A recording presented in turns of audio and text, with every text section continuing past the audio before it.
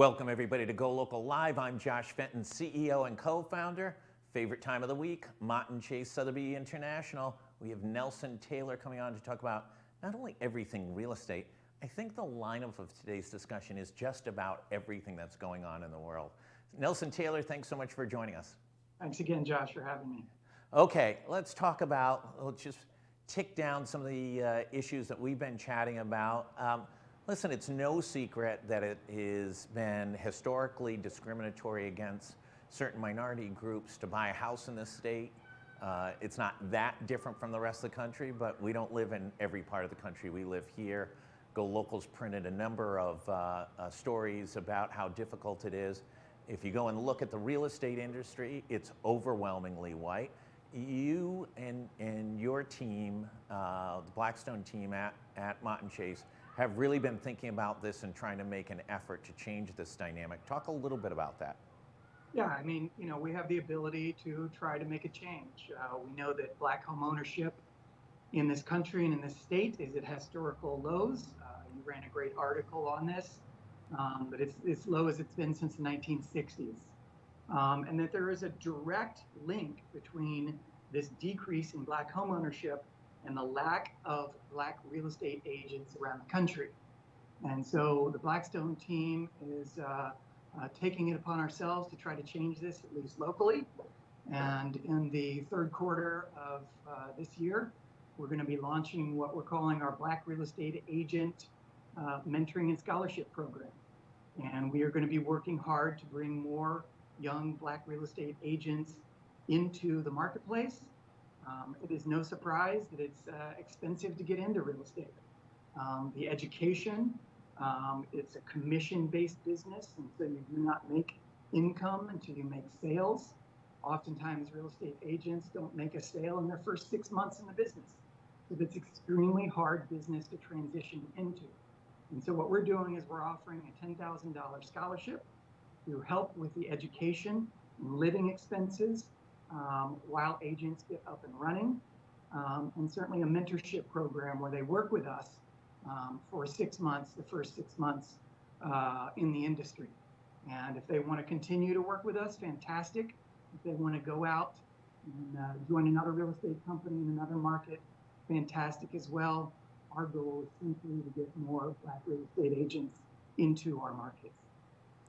Nelson, I mean, it's no secret. You can look at the lineup of any of the major firms in the state, and it's not the most diverse.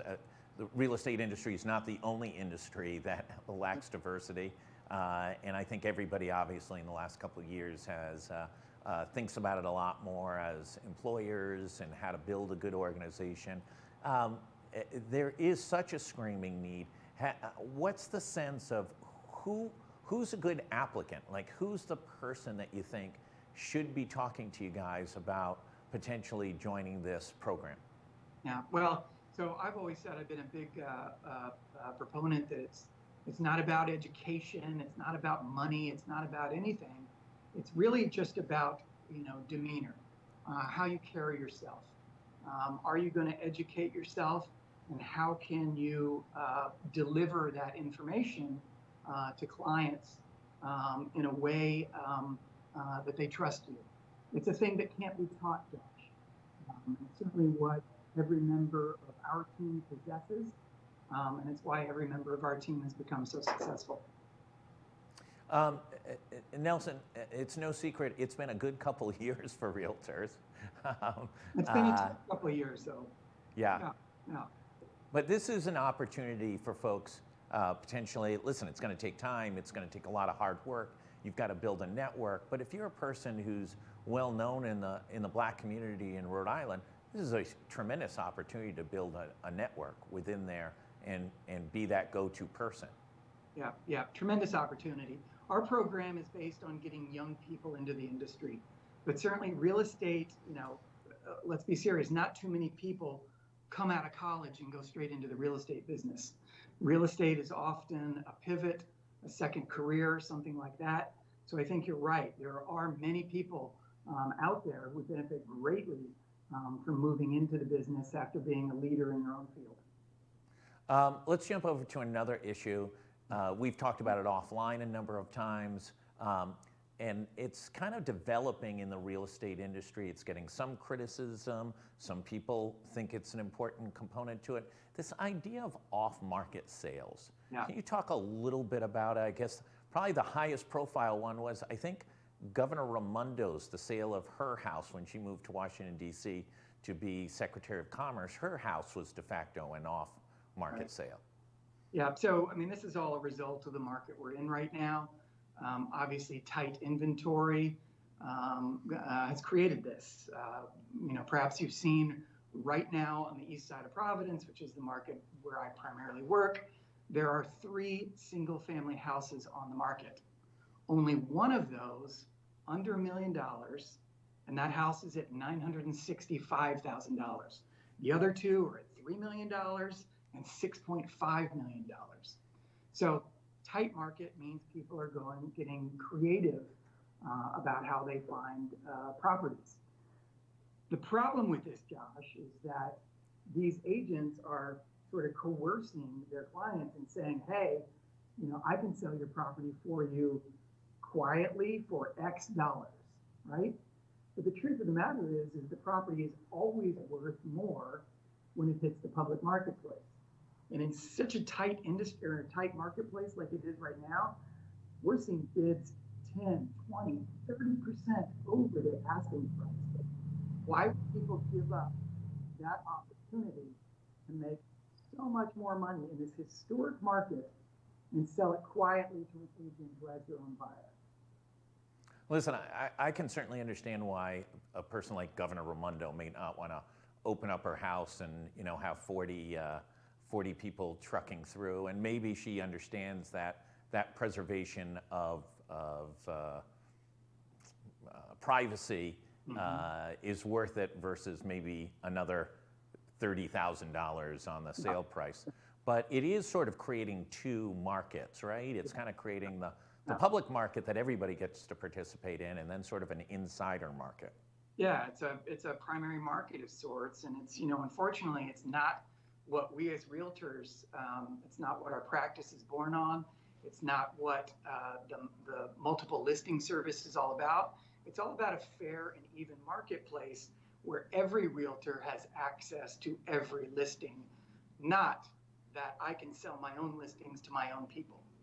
Yeah. Let's talk about some of the indicators that may cause a little concern, a little bit of worry issue. One of them that you flagged to me was the concern about the growing number of people who are behind in their rents. Talk about that number. We reported last week that year over year in January, a single bedroom apartment was up 15% year over year. So prices are going through the roof. Talk about this delinquency issue. Yeah, so I can only really speak to the marketplace in which I work. Certainly I've read about the entire state and across the country. Rentals are through the roof. Lack of inventory, 2-bed, 1-bath, fairly standard apartments, renting for $2,500 to $3,200 a month. Providence is, the state of Rhode Island is now 7th in the country as far as delinquency on rentals.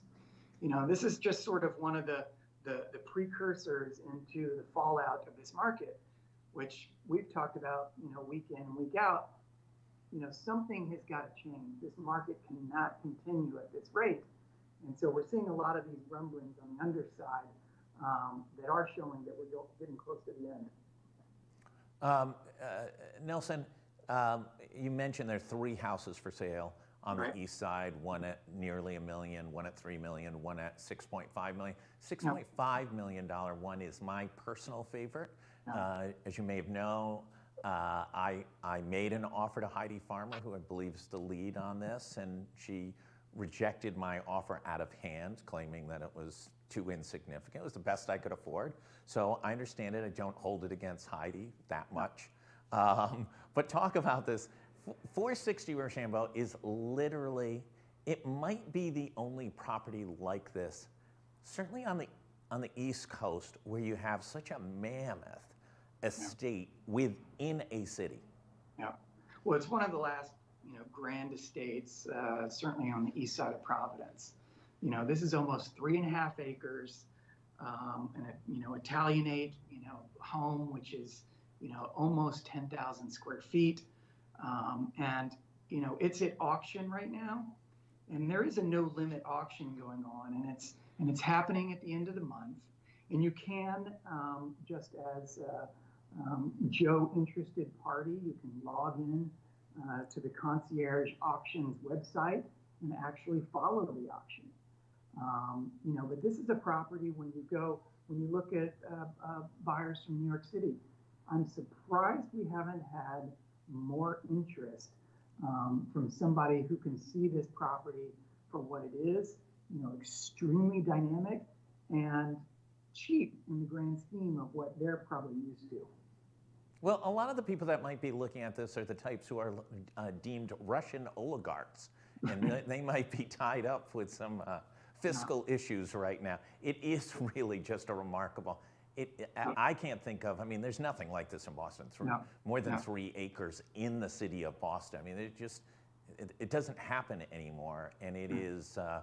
I mean, if you're thinking about building a college, it might be the perfect location. Right. Well, except for the zoning and for it's in the middle of a residential neighborhood. Right.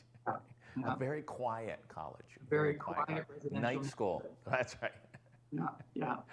But it is an opportunity, I think, and it certainly has development potential. It is, 3.5 acres. Right now, it's only 2 legal lots. Yeah. What it could be, a buyer would not have enough time to do that due diligence before purchasing it. So that's a little bit of an issue, I think, with local developers. But certainly, it could make for an unbelievable condo development. Yeah, it is remarkable. Let's jump over to some of the other trends. Prices are up in 2022. There was that sort of discussion in the fall of 2021 that prices would not be up in the real estate market, couldn't possibly go up again, and yet prices are going up in 2022. Yeah. So January saw a 5.4% year-over-year increase, when the prior 6 months saw an actual decrease. So that's a little bit of the reason why people were speculating that things were going to slow down as we moved into 2022. I think what's happening is the stock market is obviously wavering. And so real estate is continuing to look as a better investment at the time. Investment properties especially are going absolutely through the roof. Yeah, it's remarkable. Also, let's talk a little bit about the influence, and I think it's a very big influence. I think it's not only an influence on the price of real estate, but it's also in the future of Rhode Island. 25% of all the buyers who are making purchases here are from out of state, and if you look at the numbers over $1 million, it's the lion's share. Talk about what impact that's having in both on the east side and across the state. Yeah, well, certainly there's the pandemic has created all sorts of movement. There's going to be studies about this forever about the great migration of that the pandemic caused. Everybody wanted something new, whether you were a local and you wanted an extra bedroom or a bigger yard, or you were from New York City and you wanted to get out of the city into a primary home or even just a secondary home. So I think it's what you're talking about is really the growth of the second home market. And that's obviously happening everywhere, but more so in the more beach communities, which have always been somewhat transient. But I don't think there's going to be a big impact, for example, on the east side of Providence. Yeah, listen, there's so few houses on the market. Just where I live, there's not a for sale sign for blocks in any direction. And those that have moved in the past couple of years, I want to say, I think every single one of them is functionally from out of state. Maybe some had been here. There's a physician and a couple others, but they're functionally out of staters who've come here. So it's the roller coaster keeps rolling along. What should people, look in your Magic 8 Ball, and what do you see over the next few weeks? Oof, next few weeks, I think it's. I don't want to go any longer than that.